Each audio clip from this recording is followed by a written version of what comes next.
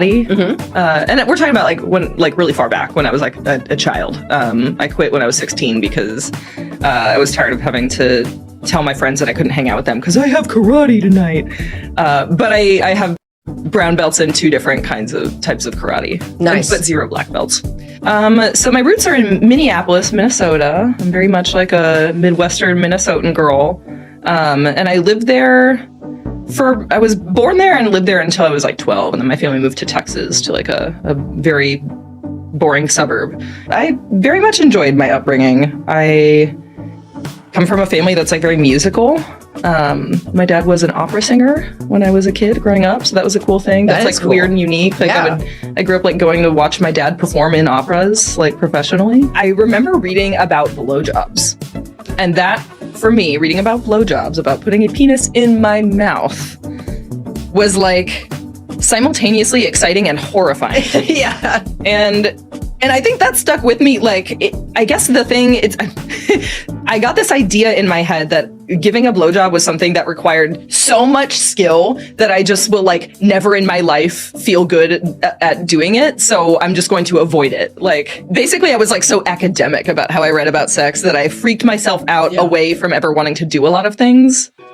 I mean, for me, probably the biggest one, just as someone who's creating content regularly, is that I masturbate regularly. Like, for background, like for anyone who's watching, and if you're not like a content creator of sexual content, like it's really easy to get into a mindset where it's like, oh, well, I can monetize that, so I may as well save it for like on camera. And like doing that with masturbation like fucked me up for a minute. Like when I first came out of retirement, I was filming so much solo content, which, you know, partly because I just was like, oh, I gotta get my bag. But pretty quickly I realized, like, wait, how long has it been? It's been 2 months since I masturbated just for the pure enjoyment of it.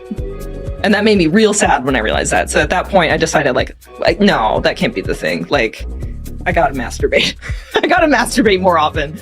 Like, and like just for myself. How did you have to make yourself a schedule? Like, how did you force that separation so that you could still enjoy sex as a human being? It's the most like disappointingly simple thing ever. I just like my favorite vibrator that I own, which is like a little cordless like wand thing. I simply just made sure that I always kept it charged and in the drawer on my nightstand. Oh, that is a pro tip. And I love it when a sex toy company has like made their like a charging base for a toy or whatever that like is cute to display, because I'm like, I see you, you know, like that's the thing. It's like you gotta have it there. It needs to be charged. And again, as someone with ADHD, if the thing is cute and I can put it on display, then that's great, because then I don't forget that I have it. Like, I don't know what it's like to be in someone else's body, but I'm so multi-orgasmic that it's like, sometimes I'm like, is this bad? Am I gonna like faint if I come too many times in a row? So what's your average number of orgasms per sesh?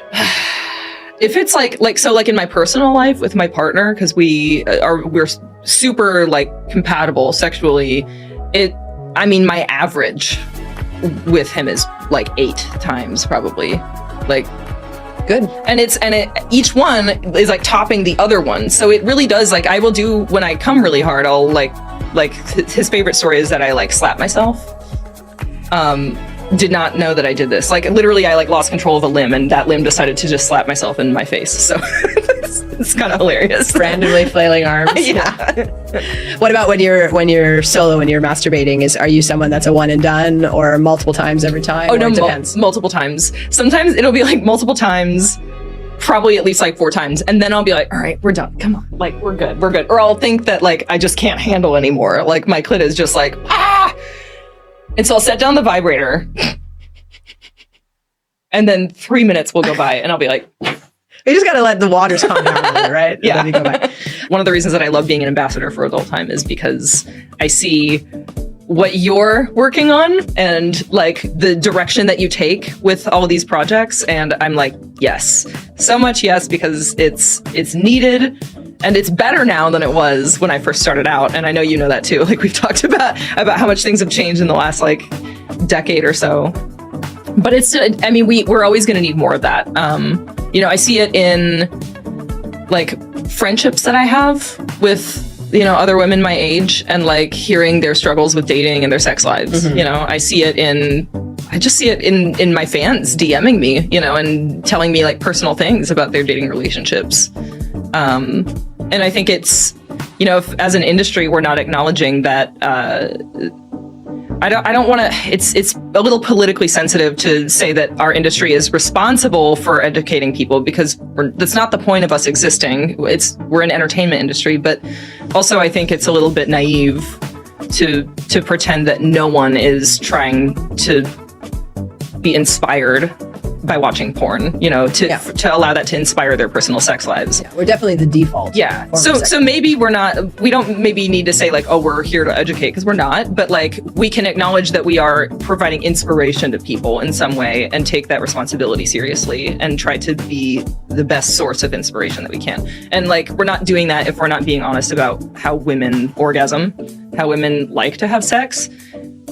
Which isn't to say that women are a monolith, because obviously we're not, but like there's just been so much misrepresentation for so long that like there needs to be a lot more effort put into like being honest and accurate, and like, wait till you see how I masturbate, because it's probably not as interesting as a lot of people think, like, but it's real. I love that. That is the best selling like sales pitch for your episode of How Women Orgasm. Thank you, Siri. I appreciate you.